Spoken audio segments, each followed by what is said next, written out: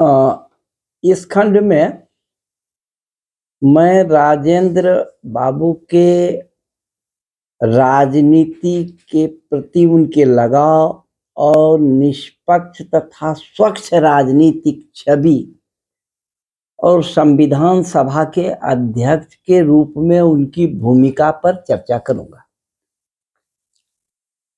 1905 में बंगाल का विभाजन होता है,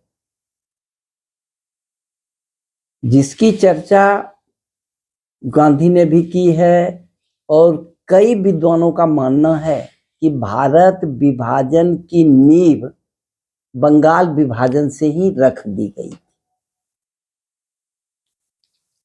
इस विभाजन का राजेंद्र प्रसाद को भी दुख है। 1906 के अखिल भारतीय कांग्रेस कमेटी के अधिवेशन में राजेंद्र प्रसाद भाग लेते हैं। 1908 में बिहार के विद्यार्थियों का एक संगठन स्टूडेंट संगठन, विद्यार्थी संगठन बनाते हैं। 1911 में बंगाल में वह वकालत करना शुरू करते हैं। वकालत करते ही उनके बहस से, उनके तर्क शक्ति से प्रभावित होकर न्यायमूर्ति आशुतोष मुखर्जी ने उनको अध्यापक बनने के लिए प्रोत्साहित किया और फिर अध्यापन कार्य करते हुए, वकालत करते हुए 1915 में विधि में इन्होंने स्नातकोत्तर की डिग्री प्राप्त की।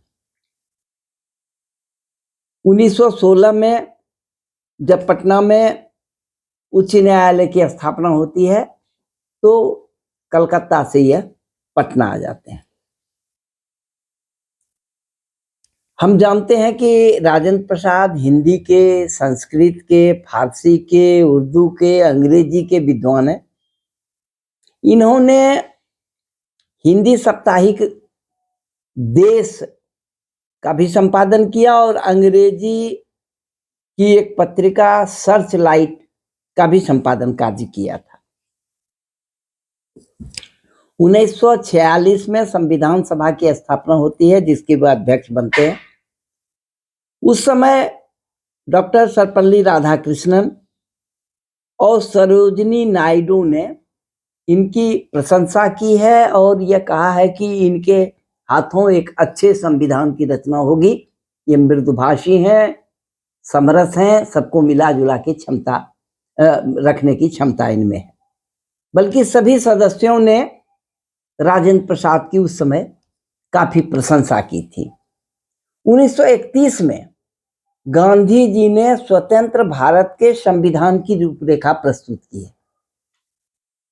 गांधी किस तरह के संविधान की कल्पना करते थे या किस तरह के संविधान को चाहते थे, उसके संबंध में उन्होंने कहा कि मैं ऐसा संविधान बनाने की कोशिश करूंगा जो भारत में जो दास्ता है, हर तरह की दास्ता है, और परावलंबन जो भारत की है, परावलंबन और दास्ता से वह मुक्त हो सके। और ऐसे भारत को बनाने की कोशिश करूंगा जहां सभी जातियां मिलकर रहेंगी। ऐसे भारत में अस्पृश्यता का अभिशाप नहीं होगा, नशाखोरी का अभिशाप नहीं होगा, महिलाओं को वही अधिकार प्राप्त होंगे जो पुरुषों को है। यही गांधी के, कहते हैं गांधी कि यही मेरे सपनों का भारत है। इससे कम मैं किसी वस्तु पर समझौता नहीं करूंगा, नहीं, इससे कम नहीं मानूंगा।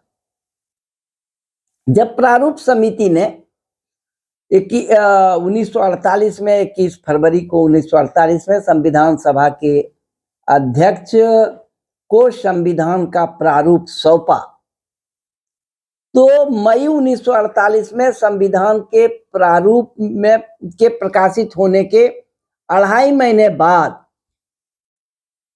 राजेंद्र प्रसाद ने वीएन राव को पत्र में लिखा है कि मेरे विचार में संविधान का निर्माण गांव से शुरू करके केंद्र तक जाना चाहिए था।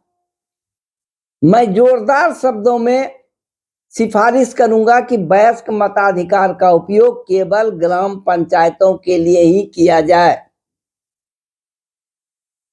संविधान सभा के अध्यक्ष पद से 20 नवंबर 1948 को उन्होंने क्या कहा, उसके लिए आभार ज्ञापित किया और समाजवादी, धर्मनिरपेक्ष और अखंडता शब्द जो है 1942वें संशोधन द्वारा जोड़ा गया था, यों राज्य के नीति निर्देशक सिद्धांत में रचनात्मक कार्यक्रम की जो दिशा थी उसमें जैसे ग्रामोद्योग का संवर्धन था, अस्पृश्यता उन्मूलन है, सांप्रदायिक सद्भाव है, मद्य निषेध है, यह सब नीति निर्देशक तत्व में रखे गए, क्योंकि उस समय सभी विचारधाराओं के लोग थे, एक मत नहीं लोग हो रहे थे।